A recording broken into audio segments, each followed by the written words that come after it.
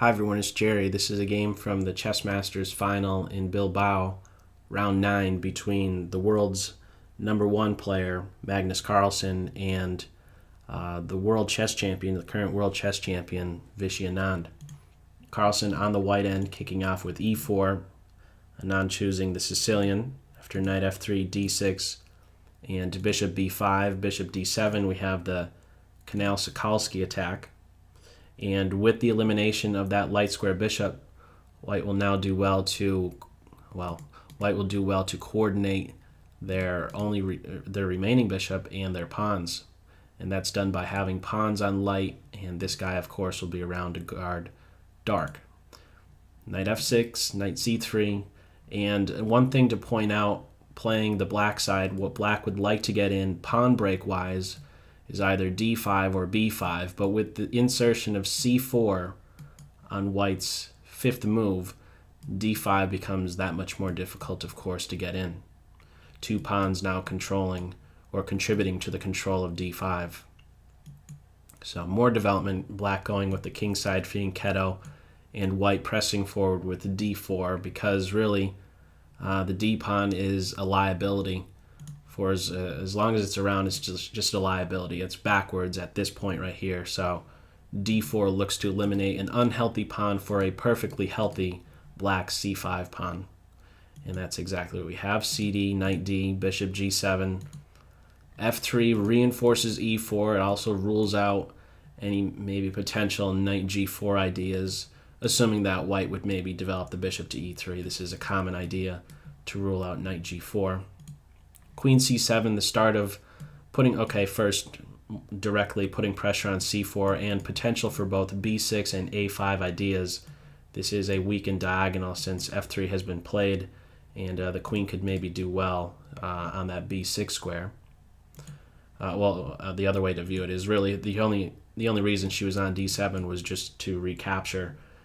We didn't have the knight recapturing. His main square is going to be on c6. So she's just repositioning at this point on c7, hitting at c4, and with b3, now we have actually a couple diagonals weakened. You can see the queen playing to either one of those squares. a5 is made use of right away, hitting at c3. White defends and develops. Knight c6, development on the white end and the black end, both sides now castled. One thing that's very important to take note of is that if white does not have this knight to a4 move in response to black's queen b6, for example, instead of castle right here, if black played queen b6, this is a must move. White is needing to play knight to a4 to kick this queen off of the diagonal, because we have an instance here with queen b6 that this knight is now not only in a pin but also unprotected. It is hit twice and defended once. In my eyes, it's unprotected, and this is often a very difficult pin to get out of, but there is this resource of knight a4. If it wasn't there, if it was the case that only knight on c to e2, or I should say just knight to e2 was the only move played, well, white is simply lost after e5. But we don't have that, but something, again, certainly to be aware of. You need to know how to be responding. You need to have knight a4 available. So black castles, knight c to e2, getting in a position to recapture with maybe the bishop if knight takes, or even the queen, and then there would be a more direct view of that g7 square. If instead of, let's say, knight to e2, if we did have, let's say, something like rook to c1, after knight takes, queen takes, now maybe there's some tricky stuff that can happen. The knight is able to move, and the queen is getting hit directly and she has to react. It's just to sidestep that type of possibility that black would have to unleash a direct attack against that queen. You'll note that after knight here, if we did have this capture and the queen recaptures, well, the knight, of course, can't be making use of d7 unless they want to fall for a mate in one. So we don't have that. After knight on c to e2, we have rook d8, rook on f to d8, bishop c3, kicking the queen away to b6. White gets out of that pin immediately. And now we have the surprising d5. This certainly caught me off guard. I thought if d5 was going to be played, well, you have to kind of prep that with first e6 and then do d5. But it's available. This d5 move is available tactically. If white is to capture with either pawn, let's just say the c pawn, there is knight takes d5, and after, let's say, the recapture, we have rook takes, and now this knight is hit how many times? 1, 2, 3. It's hit 4 times. It's only defended 3, and you can't add a 4th defender. And even if you could, you're getting hit a 5th time or even a 6th time. This knight, however you slice it, is going down. So how it might follow if this was the situation, if this was the continuation, the queen maybe would get out of the pin, and at the end of the day, after the smoke clears on this d4 square and the material has been restored, black is still, of course, the side that stands better because all their pieces are working. Dominance of the d file, and already in this heavy piece, this strictly heavy piece endgame, black has already a flight square for the king, and white will be needing to expend a move to do that for their side. So black would be clearly better in that endgame. I don't know if it would be enough to win, but white has something much better than to just go ahead and grab on d5. And what's tried is knight takes c6, knowing that if queen takes, now you take on d5, because there's not the liability. The reason that tactic worked was because white had a piece on d4 that was vulnerable, that was caught in a pin, but it's no longer there, so there's no longer a tactic. So we wouldn't have queen takes. That is not the move that was played. Instead, b takes knight. And now white gets out of the pin and threatens a skewer. Bishop a5. Black meets that with rook d to c8. Now we have a structural change with e5, kicking the knight away to e8. And I believe that is the better of the two squares. You come to the edge, you're getting killed. With g4, the knight is out of squares. So e8, I believe, is the better of these two squares, because if you go here, e6 is the continuation, however you slice it. It is the move that's played in the game, and now with e6, black has less options since it's coming with tempo on the knight. Knight e8 was played, and after e6, okay, now at least there's some choice. Maybe black could be playing f5. It's not the move that was played. I'm not sure how much resistance can really be put up after f5, because with this pawn still around, one thing that's popping up in my mind is the potential for maybe a rook getting to d7 and really being able to rely upon that square for a good amount of time. For if it's ever captured, well, we're probably just going to be having the pawn recapturing, and okay, just a single step away from queening. That's very critical, very, very dangerous for black to be in this type of situation, to have a white pawn with such depth on that e6 square. So Anand just grabs it, is up a pawn, but clearly this guy is liability, and so too is his friend right here on the e file as well on e7. Both of these guys on the e file are vulnerable. Additionally, now there's tension between these bishops. There's two things going on with that pawn advance. It's weakening the king side for one and welcoming the dark square bishop exchange, which white will be looking to exploit very soon. And it seems like it might be a difficult thing to get in, some sort of an attack against the black king with so limited pieces, but it's pretty impressive to see just how effective a queen and knight tandem can be. Knight f4, pressure on e6 twice, and bishop takes, queen takes, d4.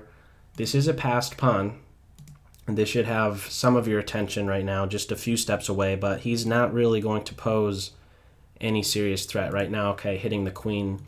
She bumps back to d2. I thought queen e1, just to be assured that this pawn is going to be taken, but Carlsen is thinking about something much different.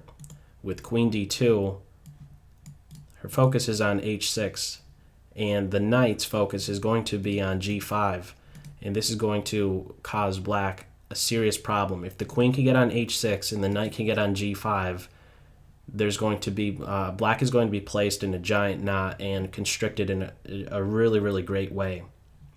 So let's see how that happens. First things first, after queen d2, Anand takes the time out to play c5, having now connected pass pawn and providing lateral support to e6.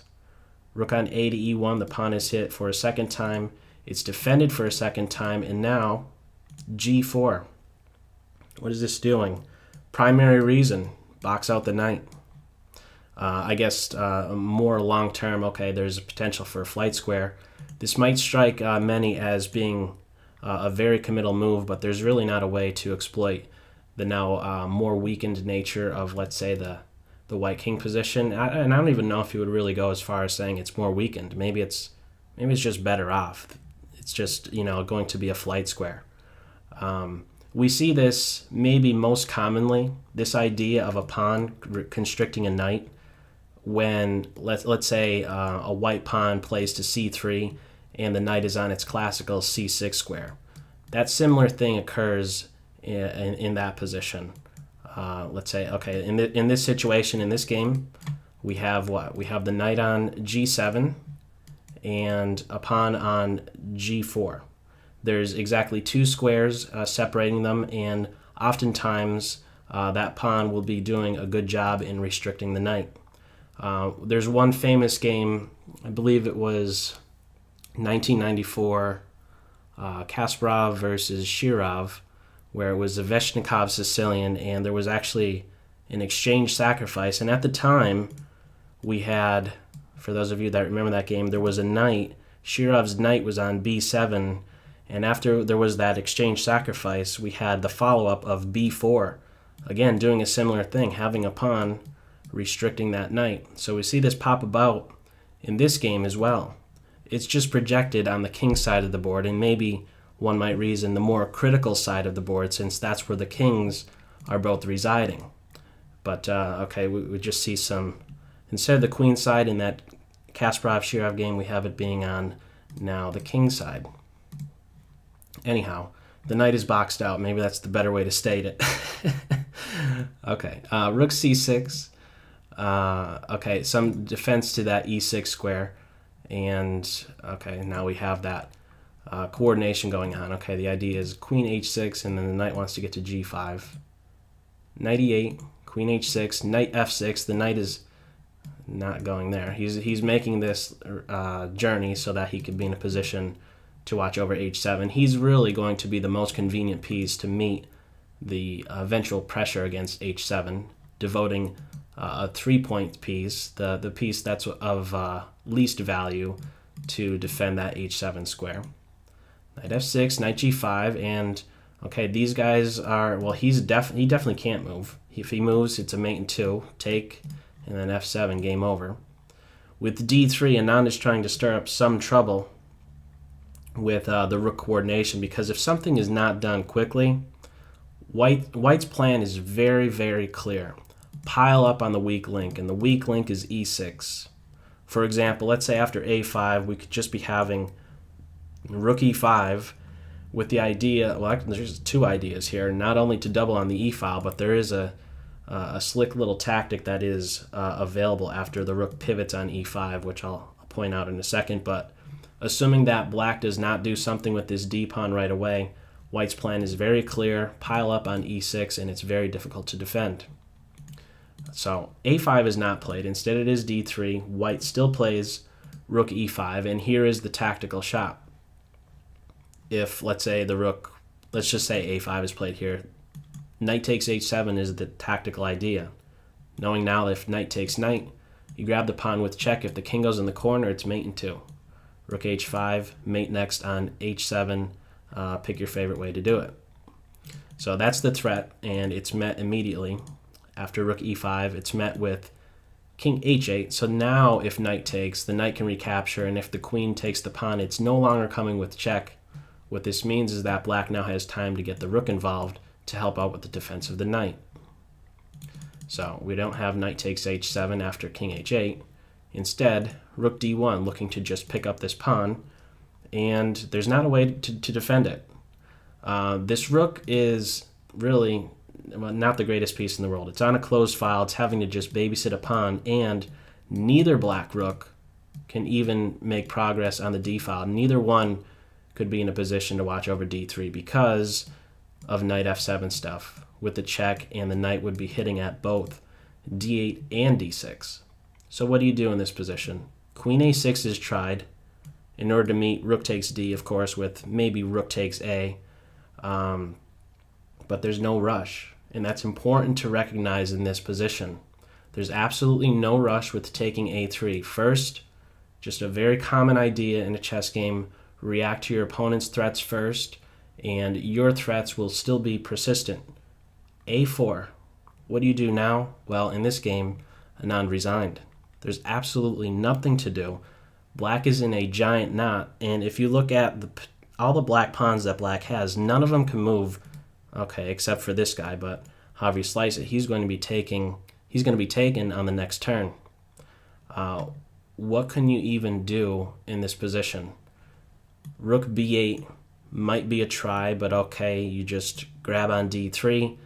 This rook, one thing to also point out, looking at how restricted black is, this knight can't move, there's no black pawns that can move, this rook is constrained to this back rank, the queen and rook are constrained to the defense of e6, and soon enough we're just going to be having a third piece hitting at e6, and white is ready to take with maybe the knight or even the rook, and there's going to be absolutely no defense.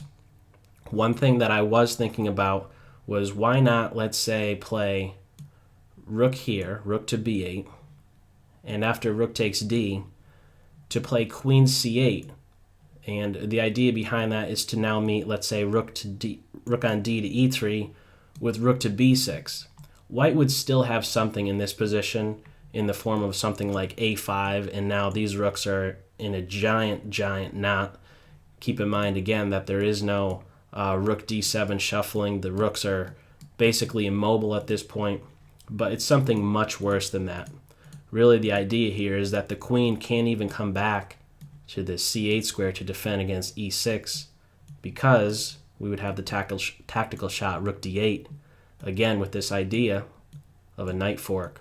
And after the smoke clears, okay, black has, for the queen, a knight and a rook, but really, don't even view it like this knight is on the board. He's really just a spectator and is restricted just like those rooks were.